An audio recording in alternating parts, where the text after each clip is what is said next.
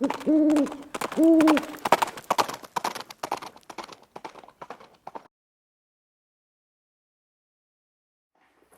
guys, it's Viejo here, and it is the second week already of September in 2024. Got another nice day here on the central coast of California, but you already knew that, right? I got 77 out here in the garage, a little warmer than that outside, but very nice. Hey, welcome to Wadcutter Wednesday. Yeah, yet another series from Viejo. Hey, you may remember the Moldy Monday series we did last year, did a whole bunch of those. That was kind of fun. Well, this series is going to be all about some wadcutters.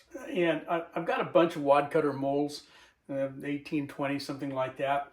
And what I'm going to do in this series is we're going to cast some up and kind of show you the dimensions and give you some ideas about what the different kinds of wadcutters there are, because there's several.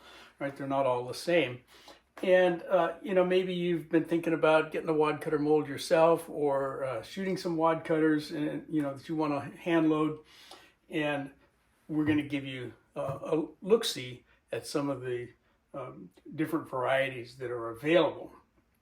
What you're seeing up here, the scrolling window there, is I think there's most of the ones that I have that are there. I've still got 3 or 4 more that I haven't cast yet at this writing. But we've got wadcutters to show you for 38 special. In fact, the preponderance of the ones you're looking at up there are for 38. But I've got them in 41 and 44 and 45 Colt as well.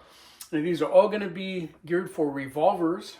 I have no semi-autos that are set up to shoot wadcutters, so we're not going to do any of those.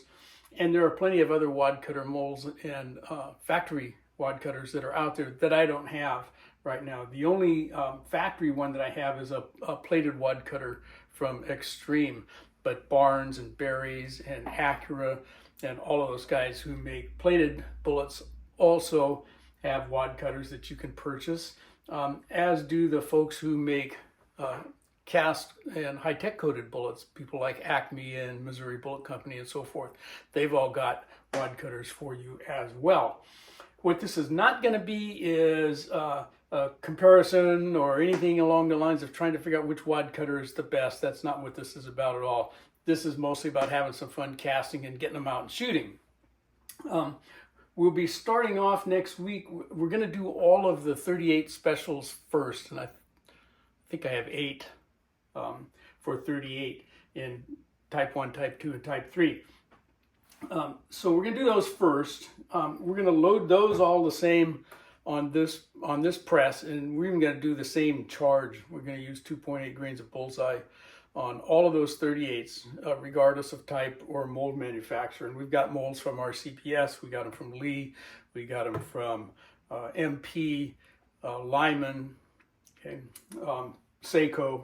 Okay, so we got quite a few to show you. But when we get into some of the other ones, the 41s, the 44s, and the 45s, we'll use some other gear.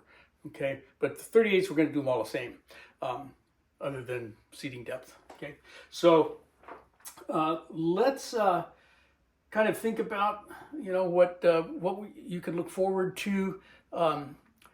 Each wadcutter that I'm going to present to you and show you will have some casting and video for you, but you know that if you're watching on YouTube, you're not going to get to see much of that due to YouTube's community guidelines. The casting and loading parts will be severely redacted, I'll say. I will be able to show you the finished product and show you the metrics on each one like we've always kind of done in the past when I show you a casting video. We'll talk about how we loaded them and the gear we used, but I can't really show you any of that. If you're watching on Rumble, you'll get to see the full Monty there. Okay, we'll do the casting and the reloading and so forth.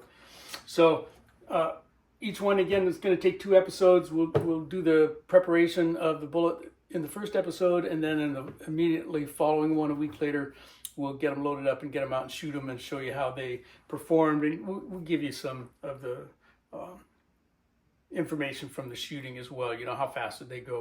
What was the muzzle velocity and standard deviation? Although it's not going to be a big deal, big part of this at all.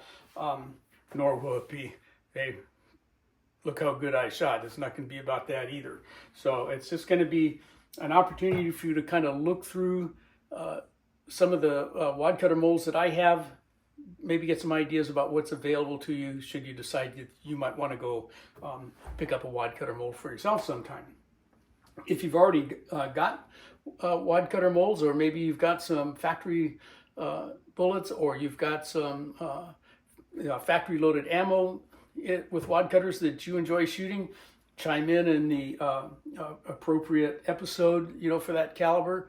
Let me know what you've got and whether you like them or not.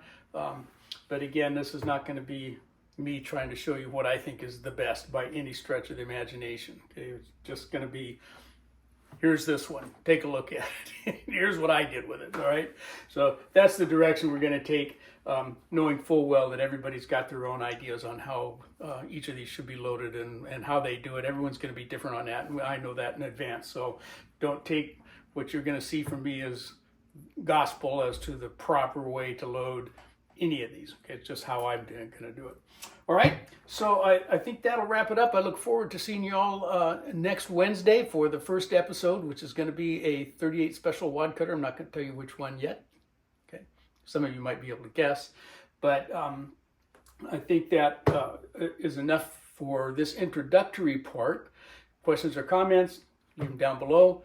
But from the Viejo bench for now, that's all she wrote.